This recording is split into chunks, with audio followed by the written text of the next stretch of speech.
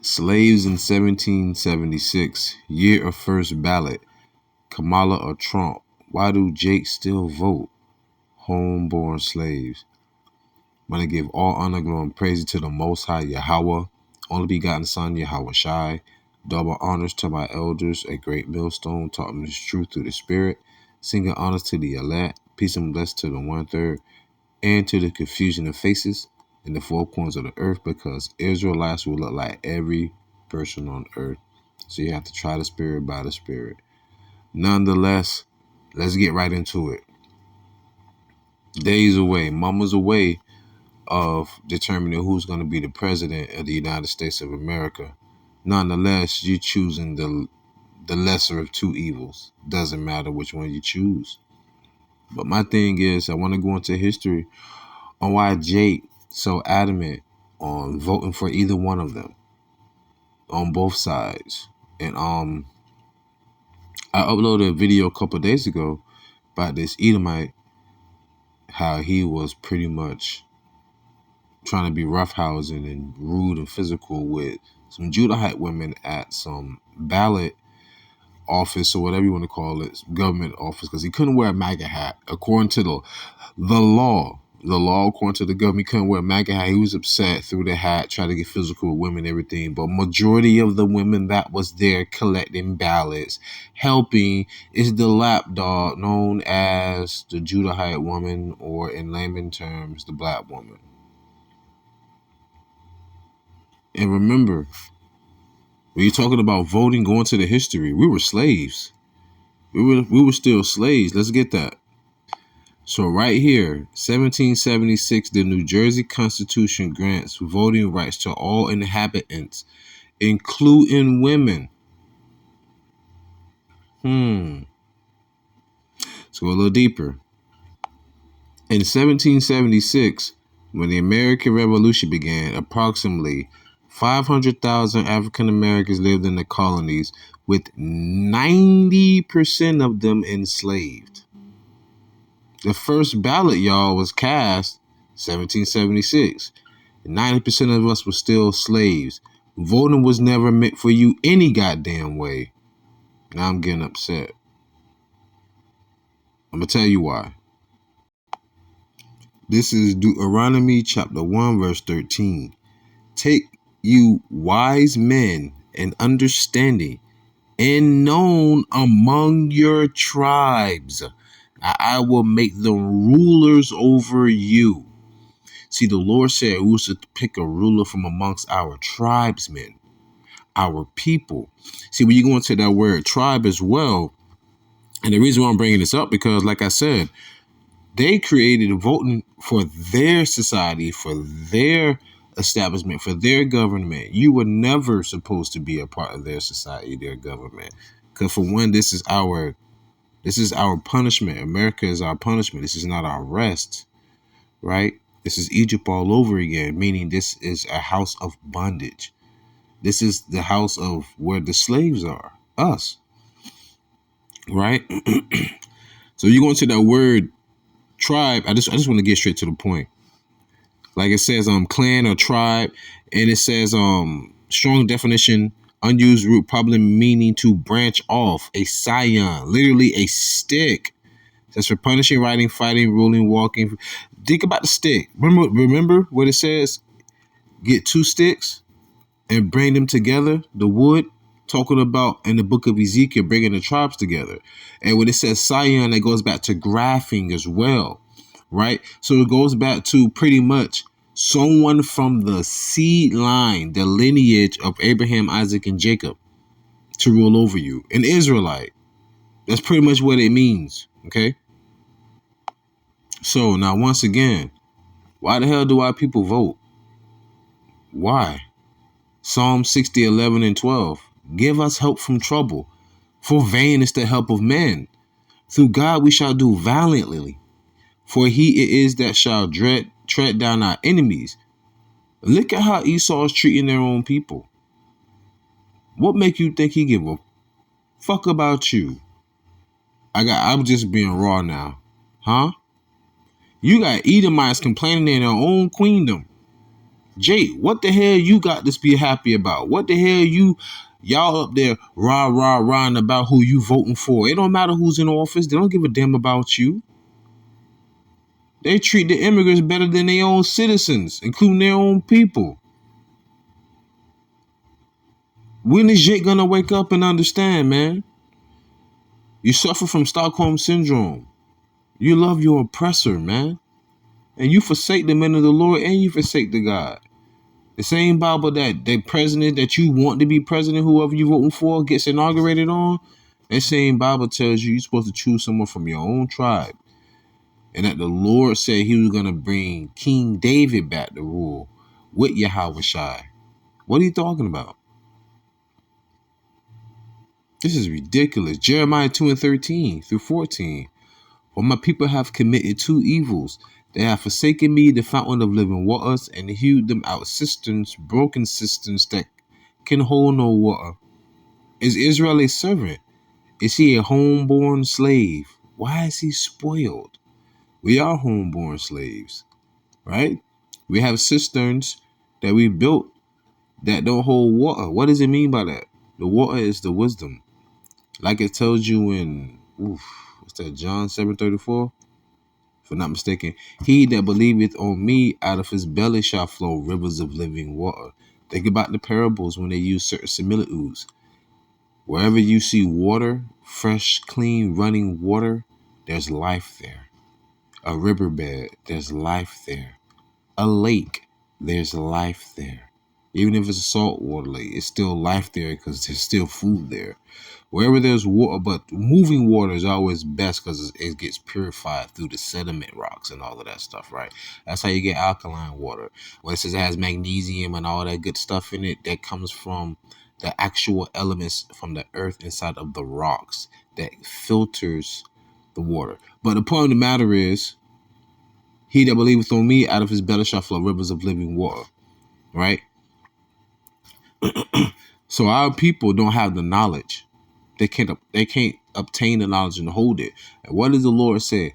The Lord loveth none but him that dwelleth with wisdom. If you can't hold the water or the wisdom, by default, that means the Lord don't love you. That's simple.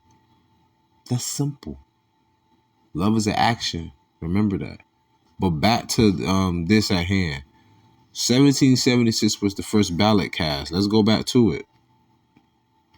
This is from American University of Washington College of Law. At the tip top, the New Jersey Constitution grants voting rights to all inhabitants, including women. I'm going to go to 1789. The first presidential election. Voters must be white male landowners over the age of 21. So for one, you must be a man. For one, you must be a white male. Oh, well, they say women can vote. In 76, I don't know what happened in between. States were given the power to regulate their own voting laws, and in some states, Catholic, Jews, and Quakers was barred from voting. Man, these people crazy, man. 1790, the naturalization law is passed. Only free white immigrants can become citizens. So even their own people at sometimes couldn't even be citizens. And you Negroes think your vote really, man, y'all get, man, see, this is what makes me upset. Now I'm finna get mad.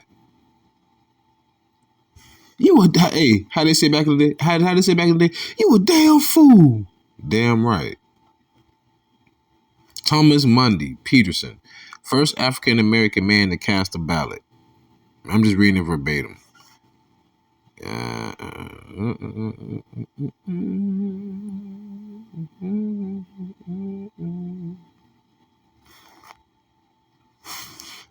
As you can see right here. So, Mr. Thomas Mundy Peterson was born. When was he born? 1824. This one I'm going to read real quick. Thomas Mundy Peterson recalled being encouraged by a fellow Perth Amboy, that's pretty much the town, if I'm not mistaken, the colony, native to head on over to the poll booth. He said, I was working for Mr. T.L. Kearney on the morning of the day of the election and did not think of voting until he came out of the stable where I was attending to the horses and advised me to go to the polls and exercise a citizen's privilege. Privilege. While casting his historic vote for his own charter of Perth Amboy on March 31st, 1870, Peterson endured racism from a white man who, quote, upon seeing him vote, ripped up his own vote, declaring the franchise worthless as a Negro could do it, unquote. This was actually written in a book. Oh man, I didn't get the name of the book. It's a lot. I will leave the link of this article and also the other articles in the description box. So, 1870. This is about 94 years later. The first time we able to actually cast the first ballot. First African American man to cast the ballot. Edomite man ripped up his and said this franchise is worthless if Negroes can vote. And y'all really think y'all vote matter? Elon Musk said that Cardi B can't even speak right. Is he wrong? He even said not enough sponsors from these Diddy Party, whatever donators is gonna help. I mean, it's like he kind of being facetious, but it's like, look at your running mates. And our people always fall for the fucking okie doke. Just like Hillary Clinton with that, I always carry hot sauce with me, bitch, please. Like Jake still fall for the okie doke, man. Zephaniah 2, verse 1 through 3.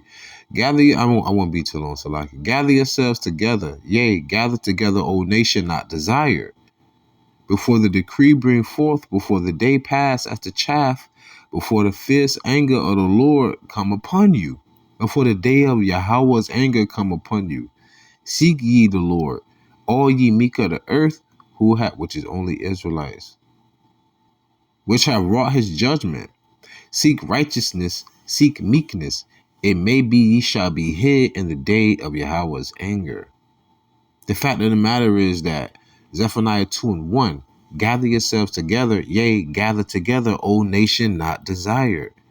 First time you was able to cast a ballot, they said this place ain't even worth it if you can vote, right? You're not desired. Amongst men, we're not desired. The world hate us. They despise us, right? But you still trust in Egypt. You still trust in oppression. All right, let go. Isaiah 30, verse 1 through 3.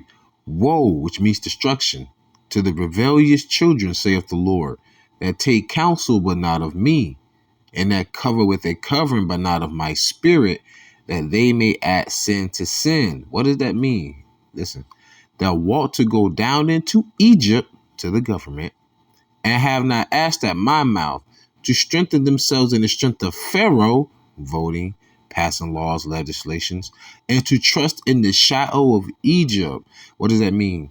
Imagine you have a 4 or 5 year old little cousin or whatever, and they see like a squirrel and they jump behind you. You know, they're behind your shadow because your shadow defends them, guards them, you know. And that's kind of what it's like. Jake will go to the government, to Esau, because America's spiritually Sodom and Egypt all over again. Read Revelation, the 11th chapter. And they would rather go down to Pharaoh, just like what was in the wilderness. When the Lord brought them out, they said, what? Did the God of Israel, of our fathers, bring us out in the wilderness just to kill us? You know, so we can die? We'll be better off being slaves under Pharaoh. What happened when the government shut down? All them old Judahite here, they crying, we want a word. We want a word. Crack that wheel. Goddamn shame, man. Look where we at. Isaiah 30 and 3. Therefore shall the strength of Pharaoh be your shame, facts, and the trust and the shadow of Egypt your confusion. And what is Esau's blessing? The sword. That's his strength. And that's going to be to your shame, man, because you trust in them.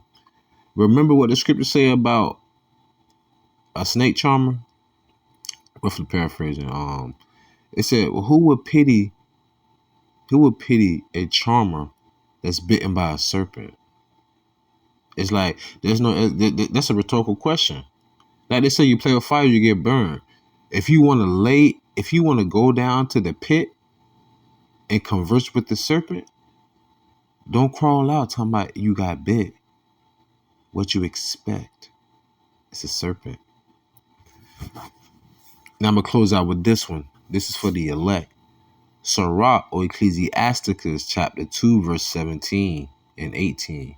They that fear the Lord will prepare their hearts and humble their souls in his sight, saying, we will fall into the hands of the Lord and not into the hands of men. For as his majesty is, so is his mercy. No matter who you put into office, they all for war, they all vote for lobbyists, and they all for profit. Ask Lockheed, right? Ask DARPA. They all making money, man. And your taxpaying dollars help fuel the beast. They say that America's the home of the free, the home of the brave. I call y'all the home of the sleep, the home of the slaves. You can't see the shackles anymore because they're mental and spiritual shackles. Nonetheless, the Lord gonna shackle Esau ass up in the near future. So with that being said, pray you was edifying, fed, stay in the spirit, don't fear it, just endure it. Ask for forgiveness, pray without ceasing, stay humble, remain diligent. Kwame Allah, Mufla Babal, Shalom.